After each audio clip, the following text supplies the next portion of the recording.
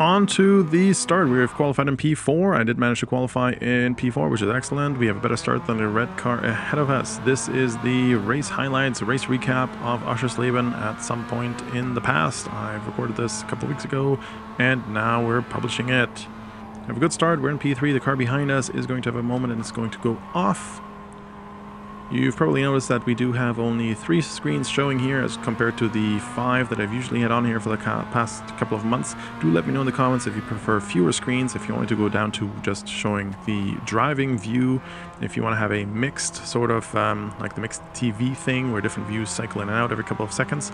Let me know if you prefer that. Let me know which one you think is better suited for these race recaps. I also use these race recaps for myself as a way to review my driving and to learn from it. But if you think other formats are better, do let me know.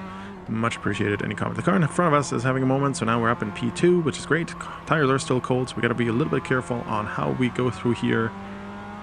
But so far we've made up a couple of positions. The cars behind are reasonably far away from us, which is also good. So there's very little pressure just yet. We can still manage that as we try to figure out how to warm up the tires.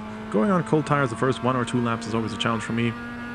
If you know of any ways to practice specifically with cold tires exclusively that are easy to do let me know. I'd love to be better in the first couple of laps.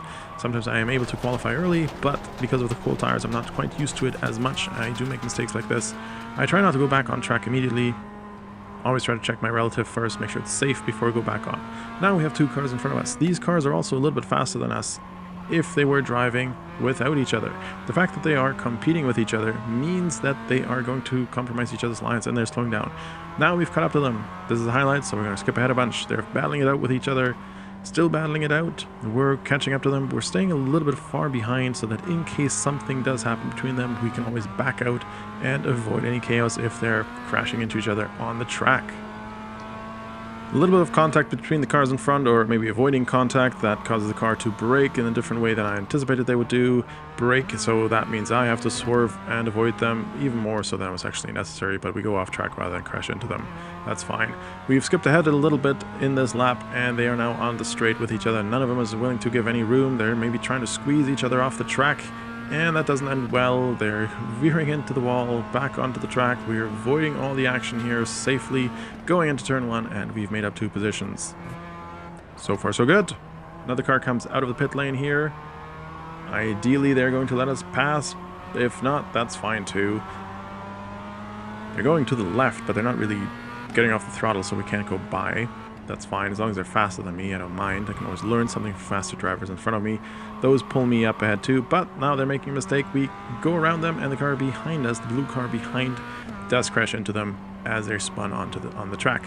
The red car is now the biggest threat coming up from behind. The blue car has lost position by crashing into the car that was just sideways. Again, I make an unforced error here going off the track. Unfortunately, going across, I can barely catch the car before it veers into a wall itself. Now, however, that means the other cars behind us are having a bit more speed than us, and they are going past. I stay on the right hand side particularly so as to not cause any chaos and let them overtake me. There's always going to be an opportunity coming up shortly. That's at least my thinking. Can't win everything in every single corner.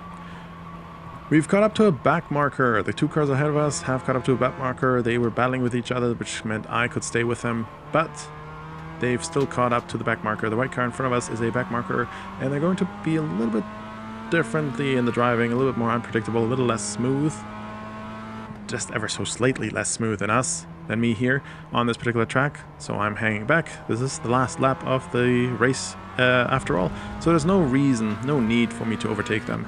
No car from behind is posing a threat to this excellent finish, and I don't want to get taken out by accidentally crashing into the car.